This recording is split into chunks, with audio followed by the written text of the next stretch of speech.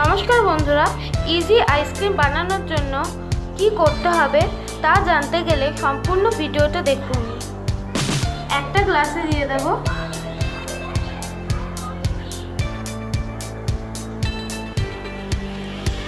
Plastic. এবার দিয়ে দেবো গার্ডার।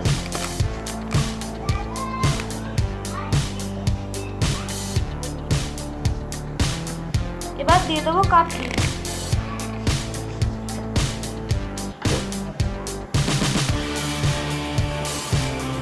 2 ঘন্টা ফ্রিজে রেখে দিতে হবে।